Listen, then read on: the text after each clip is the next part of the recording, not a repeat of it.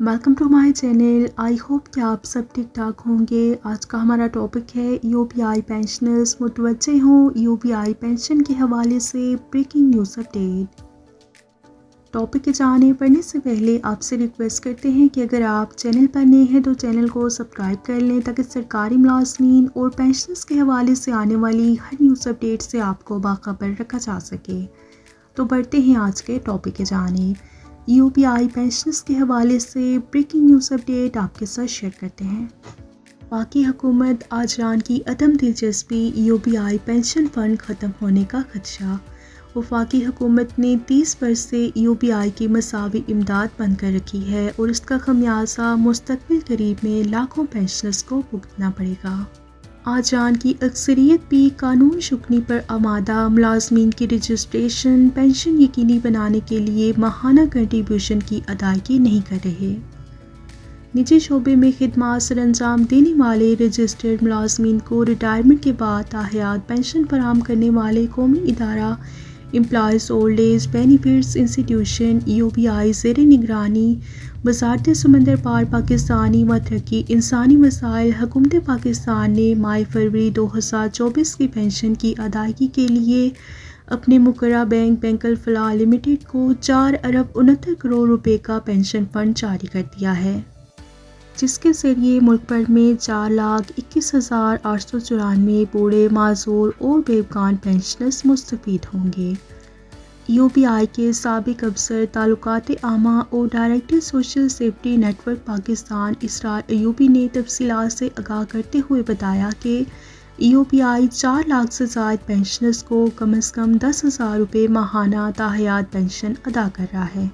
जबकि ज़्यादा से ज़्यादा फार्मूला पेंशन 22,000 रुपये माहाना तक अदा की जाती है। इसरार अयूबी ने मज़ीद बताया कि यूपीआई की पेंशन स्कीम 1976 में मुतारिफ कराई गई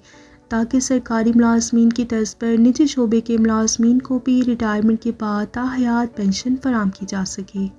इस मकसद के तहत यूपीआई का क़याम अमल में लाया गया।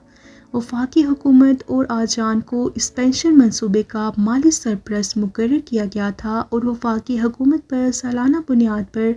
मसावी इमदाद की फराहमी और रजिस्टर्ड आजरान के लिए अपने मुलाजमीन की मद में फ़ी कस मुलाजिम को कम से कम उजरत के 6% के मसावी कंट्रीब्यूशन की अदायगी लाजमी करार दी गई थी। लेकिन वक्त गुजरने के साथ साथ वफाकी हुकूमत और आजरान की जानिब से मुलाजमीन की फलाह बहबूद के इस पेंशन मंसूबे को बुरी तरह नज़रअंदाज किया गया, क्योंकि एक जानिब वफाकी हुकूमत ने 1995 से बिला जवाज़ तौर पर यूपीआई की मसावी इमदाद बंद कर रखी है, तो दूसरी जानिब मुल्क के आजरान की अक्सरियत भी कानून शुकनी और अपने मनमानी का मुजाहरा करते हुए यूपीआई में अपने मुलाजमीन की रजिस्ट्रेशन कराने और उनकी पेंशन यकीनी बनाने के लिए वाजिब-उल-अदा कंट्रीब्यूशन की अदायगी नहीं कर रहे, जबकि वफाकी हुकूमत की मसावी इमदाद और आजरान की अदा करदा माहाना कंट्रीब्यूशन के अलावा यूपीआई का कोई और ज़रिया आमदनी नहीं है। इस तशवीशनाक सूरत हाल के नतीजे में यूपीआई पेंशन फंड की बका और सलामती के संगीन खदशात पैदा हो गए हैं, जिसका सरासर खमियाजा मुस्तकबिल करीब में लाखों पेंशनर्स को भुगतना पड़ सकता है। जबकि यूपीआई में रजिस्टर्ड मुलाजमीन की तादाद 1 करोड़ से तजावुज़ कर चुकी है और सालाना 50,000 पेंशनर्स का इजाफा भी हो रहा है,